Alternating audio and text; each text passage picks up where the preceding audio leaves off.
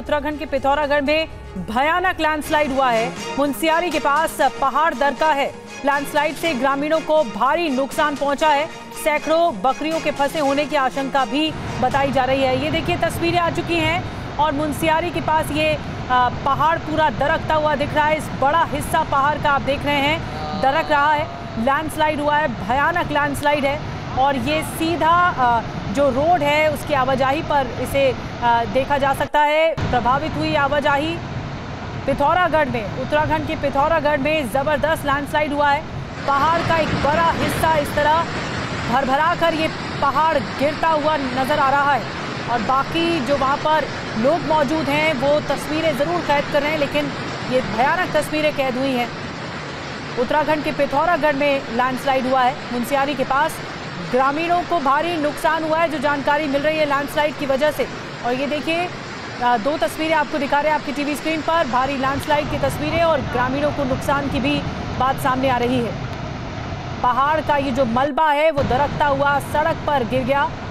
सड़क पर आता हुआ देख सकते हैं ये पूरा मलबा। हिला देने वाली ये तस्वीरें हैं लैंडस्लाइड की, जो कि पिथौरागढ़ से सामने आई हैं। अब ये बताया जा रहा है कि मलबे में सैकड़ों बकरियां फंसी हो सकती हैं, ये आशंका जताई जा रही है।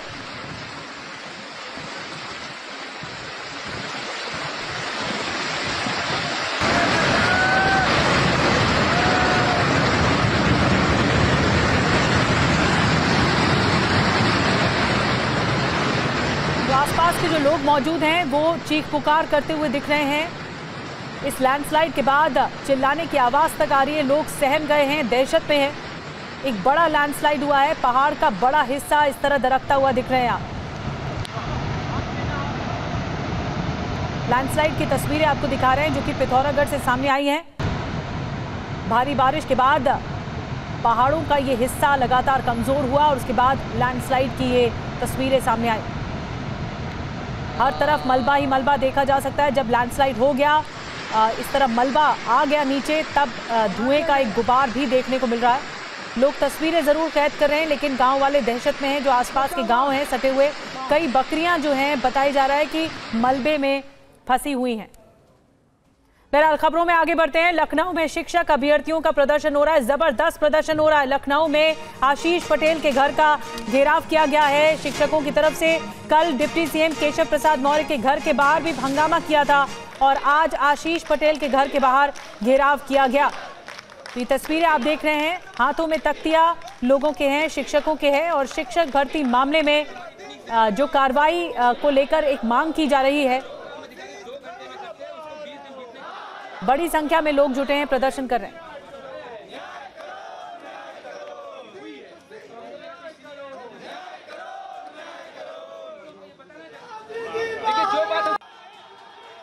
तो 69,000 शिक्षकों की भर्ती मामले में ये मामला तूल पकड़ता जा रहा है और एक के बाद एक हंगामेदार स्थिति आ रही है लखनऊ से। राजधानी लखनऊ में कल भी केशव प्रसाद मौर्य जो डिप्टी सीएम हैं उनके घर के बाहर इस तरह घेराव करने की कोशिश की, विरोध प्रदर्शन किया गया।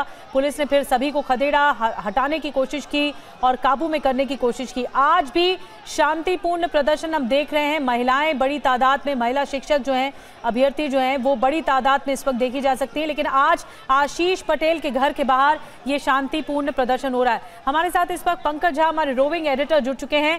पंकज, आज भी क्या यही मांग की जा रही है? इस मामले में हम देख पा रहे हैं शिक्षकों को अब हाथों में तख्तियां लेकर आशीष पटेल के घर के बाहर प्रदर्शन किया जा रहा है।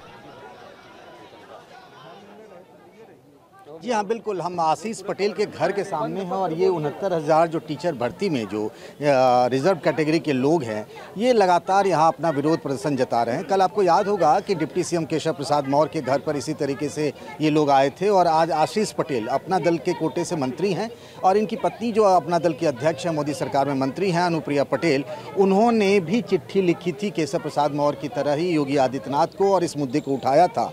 तो एक तरीके से एक लामबंदी हो रही है। हमारे साथ टीचर भर्ती के लोग हैं यहाँ पर। आप ये बताइए कि आखिर ये क्या स्ट्रेटजी है कि पहले केशव मौर्य के घर पे और फिर आशीष पटेल के घर पे ये आपका प्रदर्शन हो रहा है?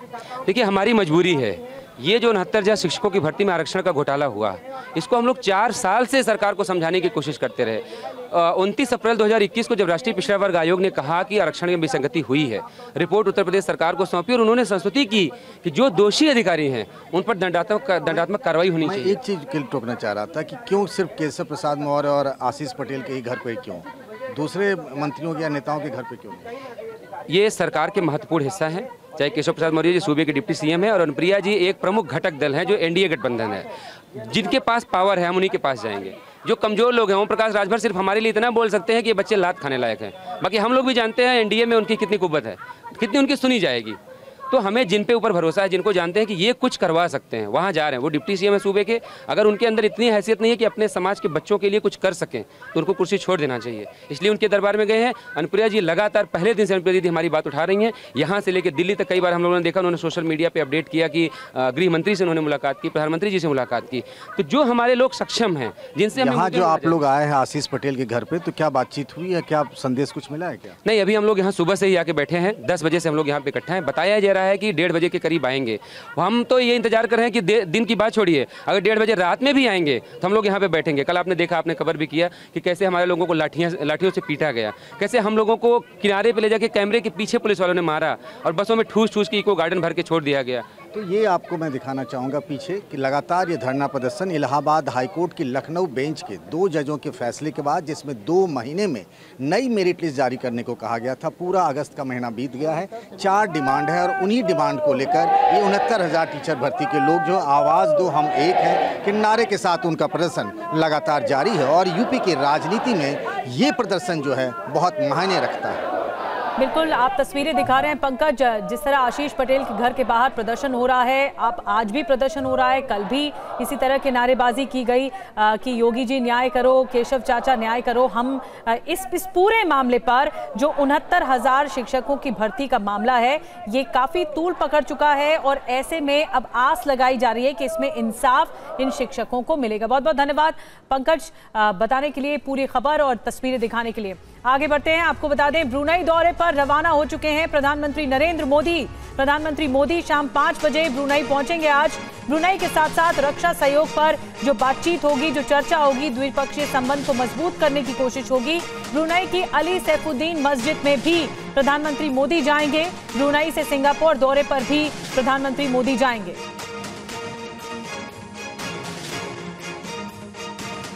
और आइए अब आपको बताते हैं जो ब्रुनई दौरा है वो क्यों अहम बताया जा रहा है। किसी भारतीय प्रधानमंत्री का ये पहला दौरा है। ओमर अली सैफुद्दीन मस्जिद में भी प्रधानमंत्री मोदी जाएंगे। मध्य पूर्व में प्रधानमंत्री मोदी कई मस्जिदों में जा चुके हैं। ब्रुनई में करीब 14,000 भारतीय रहते हैं। ब्रुनई में भारतीय डॉक्टर्स, शिक्षकों की जो है वो बड़ी तादाद, एक बड़ी संख्या देखने को मिलती है। ब्रुनई में भारत का अंतरिक्ष निगरानी केंद्र भी बना हुआ है और किसी भारतीय प्रधानमंत्री का ये दौरा बहुत अहम है क्योंकि पहली बार हो रहा है और 40 साल के इतिहास में ब्रुनई के साथ एक तरह से संबंध सुधारने की और द्विपक्षीय बातचीत को बढ़ाने की एक बहुत बड़ी कोशिश होगी। आपको बता दें कि उमर अली सैफुद्दीन मस्जिद का दौरा भी करेंगे प्रधानमंत्री मोदी और मध्य पूर्व में आपने देखा है पिछले जो दौरे हुए हैं प्रधानमंत्री मोदी के कई मस्जिदों में जा चुके हैं। 14,000 भारतीय भी रहते हैं ब्रुनई में, उन्हें संबोधित भी किया जाएगा और भारतीय डॉक्टर्स की तादाद अच्छी है। शिक्षकों की एक बड़ी संख्या ब्रुनई में देखने को मिलती है। ब्रुनई में आपको बता दें कि जो बायलैटरल टॉक्स हैं वो बहुत महत्वपूर्ण हो जाते हैं। प्रधानमंत्री मोदी और ब्रुनई की सरकार के बीच में जो रक्षा सौदे हैं उन पर फोकस रहेगा। और इस बीच बता दें प्रधानमंत्री मोदी ब्रुनई की शाही मस्जिद सैफुद्दीन मस्जिद का दौरा भी करेंगे। ये खास मस्जिद साल 1958 में मस्जिद बनकर तैयार हुई थी। आपको कुछ और डिटेल में इसके बारे में जानकारी देते हैं सैफुद्दीन मस्जिद के बारे में। ब्रुनई की शाही मस्जिद है। ब्रुनई के सुल्तान ने मस्जिद का निर्माण करवाया। साल 1958 में मस्जिद बनकर तैयार हुई। दुनिया की सबसे खूबसूरत मस्जिदों में से एक है और ये ब्रुनई मस्जिद ब्रुनई नदी के किनारे कृत्रिम झील पर ये बनाई गई है। तो बहुत ही खूबसूरत मस्जिद है और इसका दौरा करेंगे प्रधानमंत्री मोदी।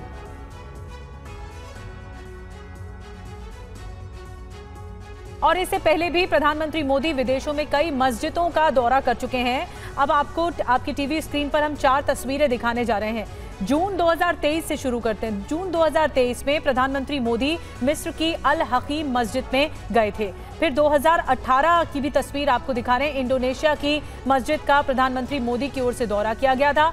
2018 में ही सिंगापुर की मस्जिद में प्रधानमंत्री मोदी पहुंचे थे। फरवरी 2018 में ओमान के सुल्तान काबूस मस्जिद में भी प्रधानमंत्री मोदी गए थे। तो बीते कुछ सालों में प्रधानमंत्री मोदी का मस्जिदों का दौरा रहा है और अब ब्रुनेई में भी ये बहुत महत्वपूर्ण माना जा रहा है।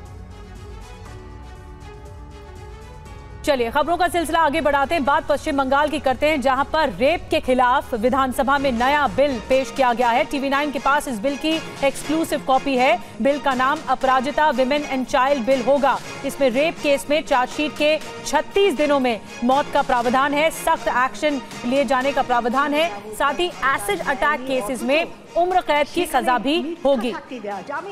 হ্যাঁ, আমাদের আপনার আরজিকর হসপিটালের কথাই বলি। হসপিটালের কথা একটু বিশেষভাবে বলতে হয়, কেন ল সম্পর্কে আমি অত ওয়াকিবহাল নই, আমি আপনাদের লগুলো ধরে বলতে পারবো না। তবে যতটুকু বলবো যে আমাদের আরজিকর কাণ্ডে অ্যাসিস্ট্যান্ট সুপার যিনি ছিলেন তিনি কিন্তু আপনার ছাত্রীর বাড়িতে, সেই মেডিকেল কলেজের ডাক্তারের বাড়িতে কিন্তু একাধিকবার টেলিফোন করেছেন, একাধিকবার এক এক রকম টেলিফোন করা হয়েছে। তো এটা তো একরকম মিথ্যা বলতে পারেন, মিথ্যা সাক্ষী। এই মিথ্যা সাক্ষীর জন্য তো ব্যবস্থা রয়েছে, ভারতীয় আইনি বিধি রয়েছে। সেখানে তো 194 ধারাকে তো অবশ্যই সরকার প্রয়োগ করতে পারতেন বলে আমি মনে করি। এবং তার পরবর্তীতে তাকে যে মেরে ফেলা হলো এবং কতজন মিলে তাকে ধরে মেরে ফেলা। विधानसभा की कार्यवाही की सीधी तस्वीरें आपको दिखा रहे हैं और आपको बताते हैं इस बिल में क्या कुछ प्रावधान है, क्यों ये बिल है। और TV9 के पास एक्सक्लूसिव जानकारी, सुपर एक्सक्लूसिव जानकारी। ममता सरकार का एंटी रेप बिल, जिसे अपराजिता नाम दिया गया है। बिल का नाम अपराजिता महिला और बाल विधेयक 2024 रखा गया है। रेप, गैंगरेप में अधिकतम सजा का प्रावधान है और ये मौत है। कितने दिन में, यानी चार्जशीट दायर करने के 36 दिनों में ये प्रावधान लागू हो जाएगा। और एसिड अटैक में जो सजा का प्रावधान है वो आजीवन कारावास है।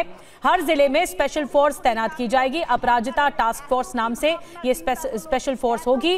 क्या करेगी ये टास्क फोर्स, आपको बता दें। रेप, एसिड अटैक या छेड़छाड़ के मामलों में इस पर कार्रवाई होगी, त्वरित कार्रवाई होगी। पीड़ित की पहचान उजागर अगर कर दी तो फिर कड़ी कार्रवाई की जाएगी। तो ये बिल के प्रावधान है, जो एंटी रेप बिल है अपराजिता, इसके प्रावधान आपको बता रहे हैं। एक एक्सक्लूसिव जानकारी TV9 आप तक पहुंचा रहा है। इस बिल में जो सख्त एक्शन लेने की बात कही गई है, जो स्ट्रिंजेंट एक्शन लेने की बात कही गई है, वो सबसे ज्यादा महत्वपूर्ण है। और सबसे बड़ी बात कि रेप और गैंगरेप जैसे मामलों में जो दोषी अगर पाया जाता है तो उसमें मौत की सजा है। और आइए अब आपको सुनवाते हैं ममता बनर्जी ने फांसी पर कानून लाने को लेकर क्या कुछ कहा था। আমি নেক্সট উইকে অ্যাসেম্বলি কল করব বিধানসভা স্পিকারকে বলে, এবং আমরা ওয়েস্ট বেঙ্গল অ্যাসেম্বলি থেকে আগামী 10 দিনের মধ্যে ফাঁসির ধর্ষকের ফাঁসি চাই এই বিল আমরা পাশ করে রাজ্যপালের কাছে পাঠাবো। আমি জানি রাজার পাট রাজা বাবু কিছু করবে না, না করলে মেয়েরা মনে রাখবেন রাজভবনে গিয়ে বসে থাকবে ঘন্টার পর ঘন্টা, ভাইরাও থাকবে। এই বিল সই করতে হবে, রাজ্যপালের কাছে, রাষ্ট্রপতির কাছে পাঠিয়ে দিয়ে দায়িত্ব সারলে হবে না। और आइए खबरों में आगे बढ़ते हैं, बात करते हैं हरियाणा विधानसभा चुनाव की, क्योंकि राहुल गांधी ने गठबंधन के संकेत दे दिए। बड़ी खबर आपको बता रहे हैं, कांग्रेस कर सकती है गठबंधन। हरियाणा विधानसभा चुनाव के लिए केंद्रीय चुनाव समिति की बैठक में राहुल गांधी ने दरअसल पूछा कि हरियाणा में इंडिया के साथ चुनाव क्या लड़ा जा सकता है, क्या गठबंधन की कोई संभावना बन सकती है। ये सभी से पूछा गया राहुल गांधी की ओर से।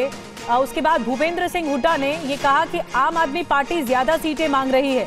हुड्डा ने यह भी कहा कि अगर ज्यादा सीटें देने पर सहमति बन जाती है तो फिर हमें नुकसान होगा, यानी कांग्रेस को नुकसान होगा।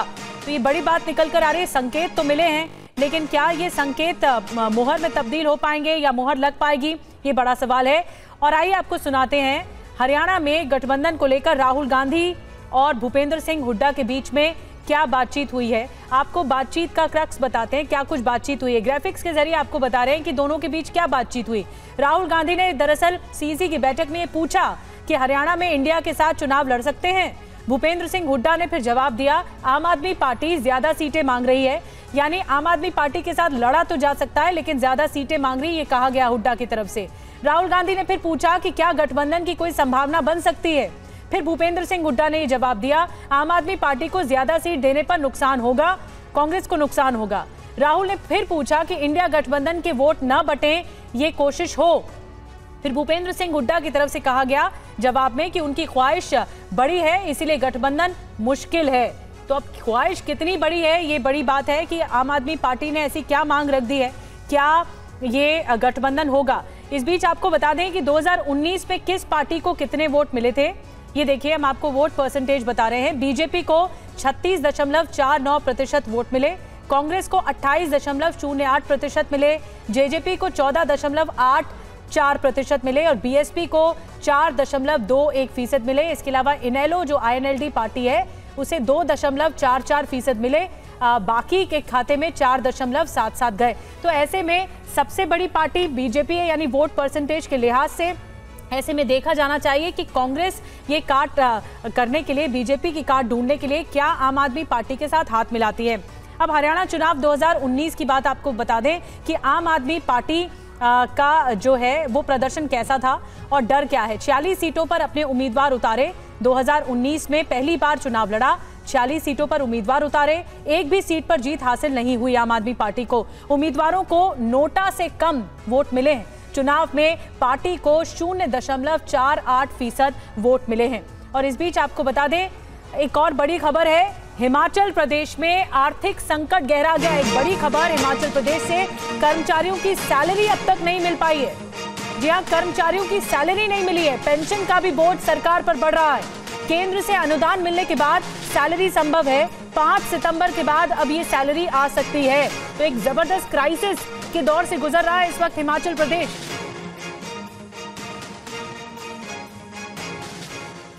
तो एक बहुत बड़ा संकट है हिमाचल प्रदेश में, पहाड़ी राज्य है और सैलरी संकट गहरा गया। आपको बताते हैं डिटेल में, कर्मचारी पेंशनर्स के खाते में अब तक वेतन नहीं आया है। 2 लाख से ज्यादा कर्मचारी, सरकारी कर्मचारी परेशान हैं इस वक्त कि वेतन नहीं आया है। पहली बार सरकारी कर्मचारियों का वेतन रुका है, ये पहली बार हुआ है। सीएम और मंत्री 2 महीने देरी से वेतन लेंगे। राज्य में आर्थिक तंगी सैलरी में देरी की वजह बताई जा रही है। और आइए आपको सुनवाते हैं कि सीएम सुक्खू ने सैलरी संकट को लेकर, सैलरी क्राइसिस को लेकर क्या कुछ कहा था। मंत्रिमंडल में चर्चा करने के बाद सभी मंत्रिमंडल वाले के सदस्यों ने ये तय किया कि जब तक प्रदेश की आने वाले समय में जो सुधार और अच्छा नजर आता है, 2 महीने तक ना पे लेंगे, ना टीए लेंगे, ना डीए लेंगे। और यही अनुरोध मैंने जब अपने सीपीएस साथियों से कहा, उन्होंने कहा 2 महीने तक हम भी नहीं रहेंगे। ये सब परिस्थितियां पैदा हुई है और मेरा मानना है अगर हम जो अर्थव्यवस्था में तेजी से सुधार हुआ है, अगर इसमें थोड़ी सी भी ब्रेक लग गई तो हमारी अर्थव्यवस्था थोड़ा और चरमरा जाएगी। इसलिए हम इस पर अर्थव्यवस्था पर ब्रेक लगाना नहीं चाहते हैं। तो अर्थव्यवस्था पर तो फोकस है, लेकिन सवाल यह है कि क्राइसिस क्यों खड़ा हुआ। अब आपको समझाते हैं हिमाचल प्रदेश में सैलरी संकट आखिर पैदा क्यों हुआ है। राज्य सरकार भले ही प्राकृतिक आपदाओं और बाकी आर्थिक चुनौतियों का हवाला दे रही हो, मगर असल वजह आपको समझाते हैं कि क्या वजह है। हिमाचल पर अभी 86,000 करोड़ से ज्यादा का कर्ज है और प्रति नागरिक औसत कर्ज जो है वो 1,19,000 रुपए है, जो कि अरुणाचल प्रदेश के बाद देश में सबसे ज्यादा हिमाचल प्रदेश में है। सरकार के बजट का ज्यादातर हिस्सा सैलरी, पेंशन और कर्ज अदायगी पर खर्च हो जाता है, यानी 58,444 करोड़ में से 42,000 करोड़ से ज्यादा इसी पर ही खर्च होते हैं। सरकार पर कर्मचारियों और पेंशन भोगियों का 10,000 करोड़ से ज्यादा का बकाया है। अब कर्ज की वजह समझिए कि वजह क्या है। मुफ्त की योजनाएं जो कि सबसे ज्यादा कर्ज बढ़ा रही हैं, जैसे कि 350 यूनिट मुफ्त बिजली, जिससे 18,000 करोड़ के बोझ का अनुमान बताया गया है। महिलाओं को 1,500 रुपए हर महीने मदद, इससे भी सरकारी खजाने पर खासा बोझ पड़ेगा।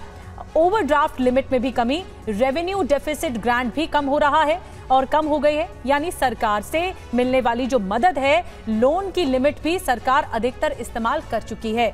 तो प्रॉब्लम यहां है कि जीएसटी रिम्बर्समेंट बंद हो चुका है, वाटर सेस को कोर्ट असंवैधानिक बता चुकी है, इससे भी करीब 4000 करोड़ की जो आमदनी है वो बंद हो गई है। तो वहीं आपदा भी एक बड़ी वजह है। सैलरी देने का पहला विकल्प ये है कि लोन लिमिट पूरी खर्च कर दी जाए, ये पहला विकल्प हो सकता है, लेकिन ये विकल्प सरकार इस्तेमाल नहीं करना चाहेगी क्योंकि आपातकाल में इसकी जरूरत पड़ सकती है। दूसरा विकल्प, दूसरा ऑप्शन क्या है? ओवरड्राफ्ट अकाउंट से पैसे दे दिए जाएं। ओवरड्राफ्ट अकाउंट जो होता है सरकार का, लेकिन उसमें इतने पैसे है ही नहीं, तो फिर कैसे दिए जाएंगे? तीसरा विकल्प, तीसरा ऑप्शन क्या है? 5 सितंबर तक केंद्र से मिलने वाला रेवेन्यू डेफिसिट ग्रांट जो 6000 करोड़ से ज्यादा होता है, तो सरकार इसमें से सैलरी दे सकती है। जो तीसरा विकल्प है उसमें सैलरी दी जा सकती है। हमारे साथ मोहित मल्होत्रा इस वक्त और ज्यादा जानकारी के साथ जुड़ गए हैं। मोहित, 3 विकल्प हम बता रहे हैं, हम ये भी बता रहे हैं कि वजह क्या है, क्यों आखिर इतने बड़े लेवल पर वित्तीय क्राइसिस सामने आया, ये इतना बड़ा संकट आया कि सैलरी न देने की नौबत आ गई। अब जो तीसरा विकल्प है जिसमें 5 सितंबर तक केंद्र से मिलने वाला जो रेवेन्यू डेफिसिट ग्रांट है, उसके आधार पर क्या राहत मिल सकती है, सैलरी बढ़ सकती है? देखिए, लगता नहीं है कुछ विभागों की सैलरी दी जा सकती है, क्योंकि जो टोटल जो सैलरी है करीब 1200 करोड़ रुपए है, और जो जानकारी सरकार की तरफ से दी गई है उसमें कहा गया कि 520 करोड़ रुपए रेवेन्यू डेफिसिट ग्रांट से भारत सरकार से आने हैं, और इसके अलावा टैक्स और नॉन टैक्स रेवेन्यू जो कि 10 तारीख को मिलेगा वो करीब 600 करोड़ से ज़्यादा का बताया जा रहा है। लेकिन जो पूरी देनदारी है सरकार की, जो सरकारी कर्मचारियों की 1200 करोड़ रुपए सैलरी और 800 करोड़ रुपए पेंशन की देनदारी है, तो ये पैसा जुटाना एक बड़ी चुनौती है। इस महीने अगर जैसे तैसे जुगाड़ कर भी लिया गया, इस पैसे का बंदोबस्त कर भी लिया गया, तो अगले महीने एक और बड़ा संकट खड़ा हो जाएगा, क्योंकि ये जो लगातार सरकार के ऊपर जो कर्जा है, हिमाचल प्रदेश के ऊपर करीब 90,000 करोड़ का कर्जा है, उसकी ही देनदारियां ऐसी हैं कि वो देने में ही सरकार के लिए काफ़ी मुश्किल खड़ी हो रखी है। तो अगर सरकार इस महीने जैसे तैसे पेंशन और सैलरी का अरेंजमेंट कर लेगी, तो अगले महीने फिर एक बड़ी चुनौती खड़ी हो जाएगी। इसी वजह से एक सिंबॉलिक अपना सहयोग दिखाने के इरादे से मुख्यमंत्री ये कह रहे हैं कि वो उनके कैबिनेट के साथ ही निगम बोर्डों के जो चेयरमैन हैं वो 2 महीने तक अपनी सैलरी और भत्ते नहीं लेंगे। तो कहीं ना कहीं एक संदेश देने का प्रयास किया जा रहा है, क्योंकि आने वाले 2 से 3 महीने तक ये संकट और भी गहरा सकता है। जी बिल्कुल, सिंपल शब्दों में समझाने की कोशिश की मोहित मल्होत्रा ने। 90,000 करोड़ का कर्ज है, तो सरकार पहले कर्ज चुकाने के बारे में सोचेगी या फिर कर्मचारियों को सैलरी बांटने के बारे में सोचेगी?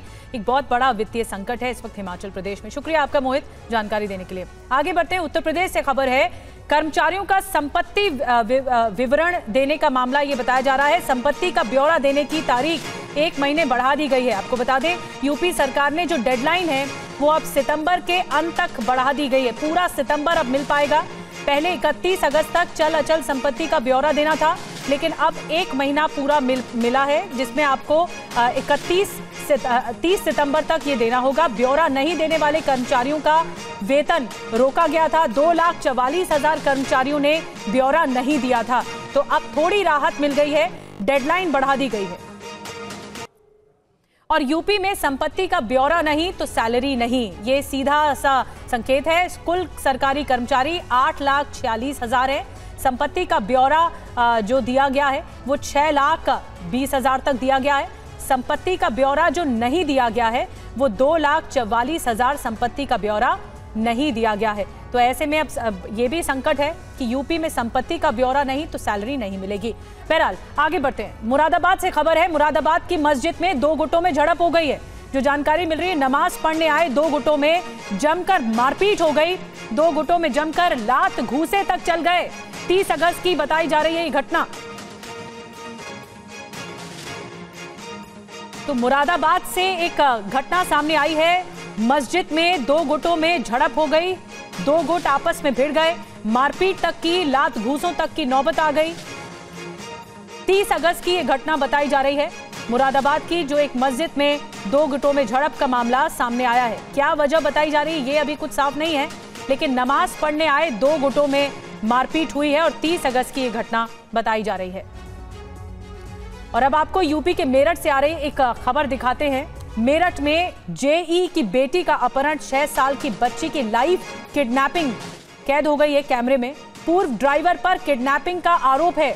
पुलिस ने किडनैपर्स को गिरफ्तार किया है। सीसीटीवी फुटेज से अपहरणकर्ताओं तक पहुंची है पुलिस। मेरठ के शास्त्री नगर इलाके की ये घटना है। हम देखिए तस्वीरें आपको दिखा रहे हैं। मेरठ में ये जो घटना हुई है इसकी तस्वीरें हैं। किडनैपिंग की लाइव तस्वीर कैमरे में कैद हो गई। ये बच्ची देखिए जा रही है और फिर उसके बाद पूर्व ड्राइवर पर किडनैपिंग का आरोप है। ये पूर्व ड्राइवर है जो बच्ची को अपने साथ लेकर कार में लेकर जा रहा है। किडनैपर्स को गिरफ्तार भी किया गया है। सीसीटीवी फुटेज से अपहरणकर्ताओं तक जो पुलिस है, मेरठ पुलिस है, वो पहुंची है। शास्त्री नगर इलाके की घटना बताई जा रही है। और आपको बता दें कि कल दोपहर मेरठ के शास्त्री नगर में बदमाशों ने जल निगम के जेई की बेटी का घर के बाहर से अपहरण कर 3 करोड़ की फिरौती मांगी थी। सूचना मिलने पर पुलिस, एसओजी और सर्विलांस टीम ने जिले को सील कर दिया और बदमाशों की घेरेबंदी शुरू कर दी। घेरेबंदी देखकर बदमाश मात्र 2 घंटे के अंदर ही बच्ची को घर के पास छोड़कर फरार हो गए। पुलिस ने सीसीटीवी की मदद से बीती रात 3 बदमाशों को मुठभेड़ में गिरफ्तार किया है। गोली लगने से 2 किडनैपर्स घायल भी हुए हैं। और आइए आपको सुनवाते हैं कि किडनैप हुई बच्ची की मां का क्या कुछ कहना है। स्कूल से आई, ऑटो वालों ने उन्हें छोड़ा। ऑटो वाले वहीं खड़े रहे। एक लड़का आया और उसने मतलब बच्ची का हाथ पकड़ा और लेके अंदर आ गया। अंदर आने के बाद वो जीने तक ऊपर आया। उसके बाद में वो ऑटो वाले वहीं खड़े रहे। जीने तक आने के लिए 2 मिनट लगे। वापस वो जैसे गया वही लड़का उसका हाथ पकड़ के वापस ले गया और गाड़ी में उसे बिठाया। कितने साल की बच्ची है? बच्ची 7 साल की।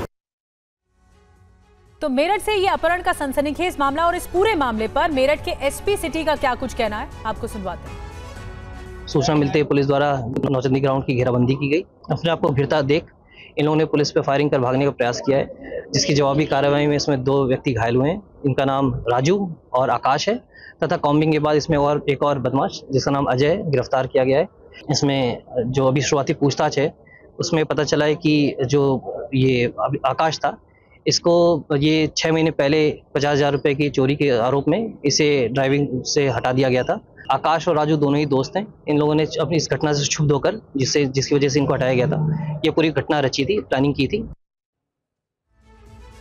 और आइए आगे बढ़ते हैं। हरियाणा की राजनीति से जुड़ी हुई बड़ी हलचल आपको बता रहे हैं। बड़ी सियासी खबर हरियाणा चुनाव से जुड़ी हुई। आम आदमी पार्टी ने राहुल गांधी के सुझावों का स्वागत कर दिया है। आम आदमी पार्टी के सांसद संजय सिंह ने कहा है कि बीजेपी को हराना हमारी प्राथमिकता है। राहुल गांधी के बयान का स्वागत करता हूं। दरअसल सीईसी की बैठक में राहुल ने हरियाणा के गठबंधन के संकेत देते हुए पूछा था कि क्या हम इंडिया के साथ मिलकर चुनाव लड़ सकते हैं, और ऐसे में अब संकेत आम आदमी पार्टी ने दे दिए।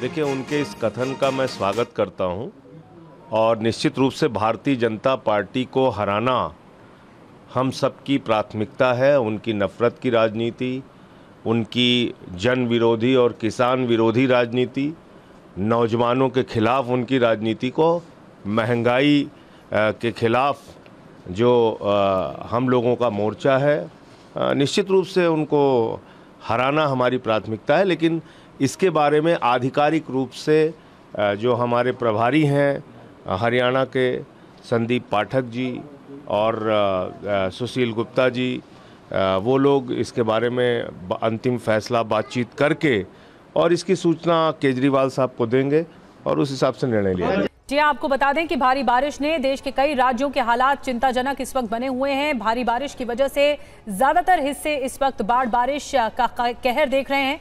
पहाड़ों से लेकर मैदानों तक बारिश का इस वक्त देखने को मिल रहा है। हाहाकार किस तरह जारी है। आंध्र प्रदेश, तेलंगाना, गुजरात, महाराष्ट्र, जम्मू कश्मीर, उत्तराखंड, ये 6 तस्वीरें आपको दिखा रहे हैं। नदियां उफान पर हैं इन सभी राज्यों की, और लैंडस्लाइड्स की भी खबरें कई राज्यों से आ रही हैं, जिसकी वजह से लोगों की परेशानी बढ़ी है। चारों तरफ आप तबाही के निशान देख सकते हैं। आंध्र प्रदेश, तेलंगाना, गुजरात, महाराष्ट्र, जम्मू कश्मीर, पहाड़ों में भी सबसे ज़्यादा, पहाड़ से लेकर मैदानी इलाके और पहाड़ से लेकर जो दक्षिणी इलाके हैं वो भी सबसे ज़्यादा चपेट में हैं। आंध्र प्रदेश हो या फिर तेलंगाना या फिर गुजरात हो या उत्तराखंड, हिमाचल, सब तरफ जल प्रलय ने तबाही मचाए रखी है।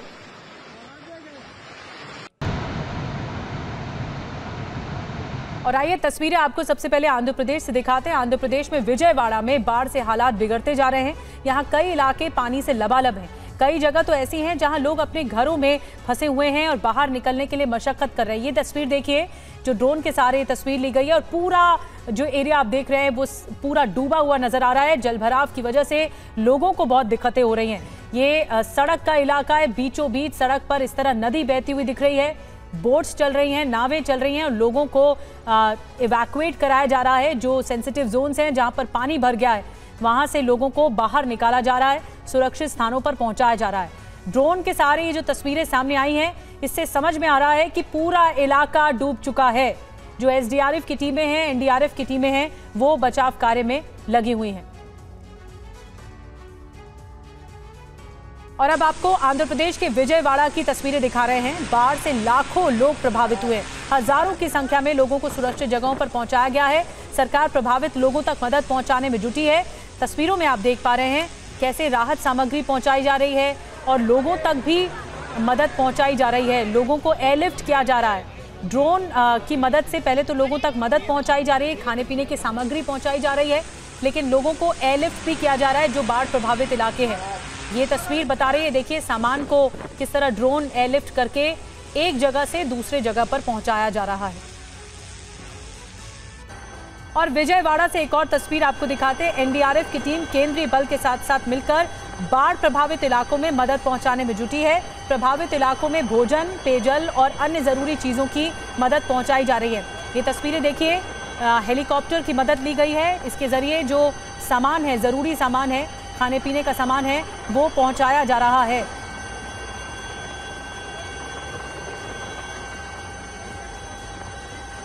देखिए इन जवानों के पास बड़े बड़े कार्टन्स मौजूद हैं, इसमें खाने पीने का सामान मौजूद है जो लोगों तक पहुंचाया जा रहा है। अब ये तस्वीर देखिए, बारिश के चलते प्रकाशम बैराज में जलस्तर बढ़ता जा रहा है। तस्वीरों में आप देख पा रहे हैं कैसे इस बैराज में उफान आया हुआ है और जिसकी वजह से लोगों में इस वक्त डर है। प्रकाशम डैम आप देख रहे हैं जहां पर जलस्तर बढ़ा हुआ है, खतरे के निशान से ऊपर है।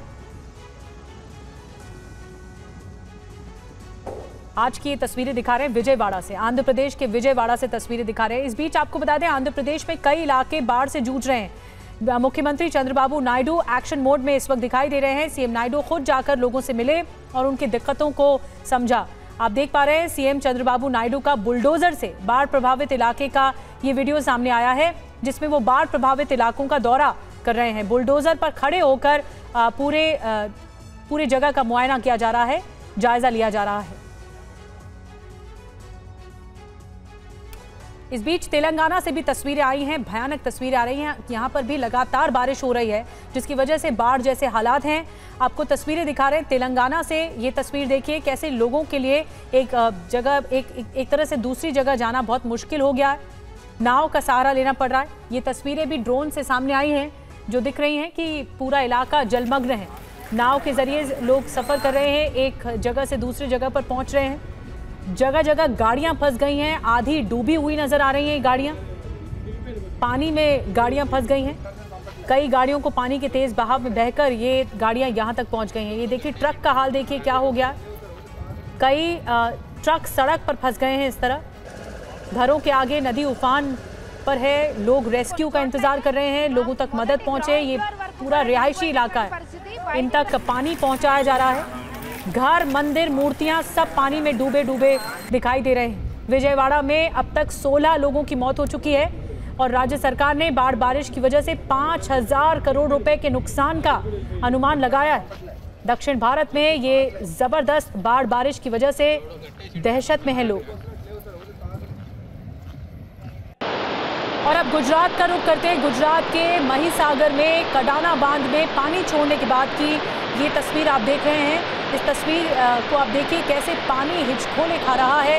हालांकि बांध से पानी छोड़े जाने के बाद निचले इलाकों में बाढ़ का अलर्ट जारी हुआ है। निचले गांव पर प्रशासन की नजर बनी हुई है।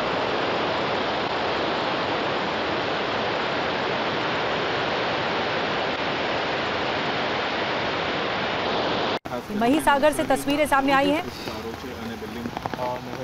और इस बीच नवसारी से भी आपको तस्वीरें दिखा रहे हैं। आसमानी आफत कैसे बरस रही है, अभी तक आसमानी आफत से उबर नहीं पा रहा है गुजरात के नवसारी की तस्वीरें। अलग अलग हिस्सों में बारिश की वजह से सड़कें पानी में डूबी हुई नजर आ रही।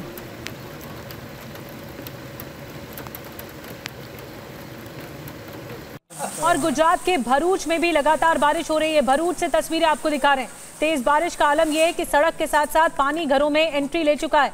लोग इस दुविधा में हैं कि जाएं तो जाएं कहां। घर में पानी से परेशानी बढ़ गई है। अगर बाहर निकलते हैं तो सड़कें नदियों में तब्दील हो जाती है। लोगों के लिए बहुत ज्यादा मुसीबत है। लोग घरों में कैद हो गए।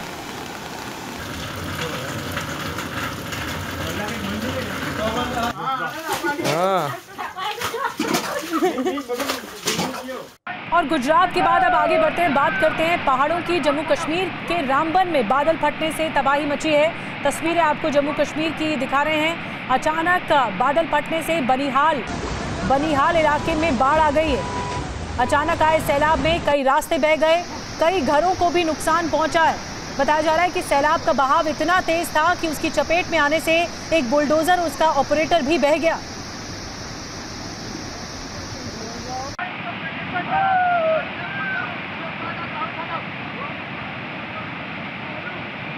और जम्मू कश्मीर से आगे बढ़कर हिमाचल प्रदेश का रुख करते हैं। हिमाचल प्रदेश के सिरमौर में ऐसा हादसा देखने को मिला है। लैंडस्लाइड की वजह से पूरी की पूरी सड़क तहस नहस हो गई।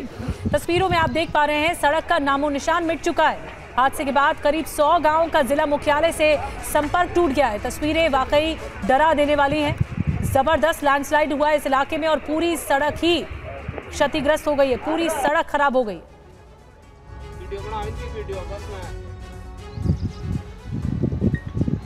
और इस बीच उत्तराखंड से भी तस्वीरें आपको दिखा दें। रुद्रप्रयाग में पहाड़ से पत्थरों के गिरने का वीडियो सामने आया है। ये तस्वीर देखिए, लगातार बारिश के बाद पहाड़ दरकने लगे, जिसके बाद लैंडस्लाइड की घटनाएं बढ़ रही।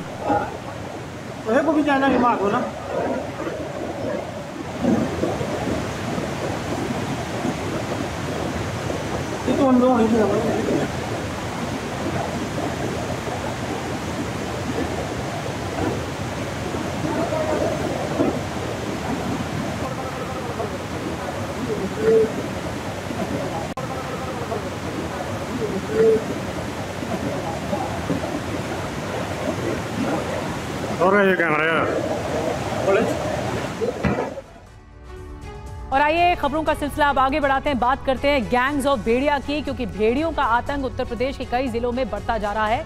सबसे ज्यादा जो प्रभावित है वो बहराइच है। बहराइच में भेड़िए का फिर हमला हुआ है। आपको बता दें, एक मां के साथ सो रही बच्ची पर भेड़िए ने हमला कर दिया। बच्ची की गर्दन पकड़कर खींचने की कोशिश की।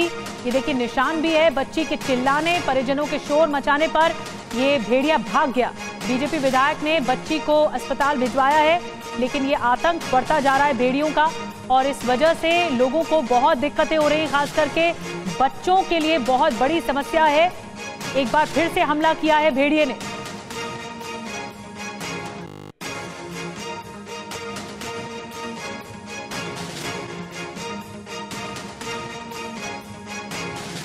तो देखिए निशान भी है बच्चे के गर्दन पर, ये निशान आप देख रहे हैं, और ये निशान है बीजेपी के नेता ने पहुंचाया अस्पताल। आपको बता दें, बीजेपी विधायक की ओर से अस्पताल पहुंचाया गया है। बच्ची की तस्वीरें आपको दिखा रहे हैं। जब शोर मचाया बच्ची ने, उसके बाद परिजनों ने जान बचाई और भेड़िया भाग गया।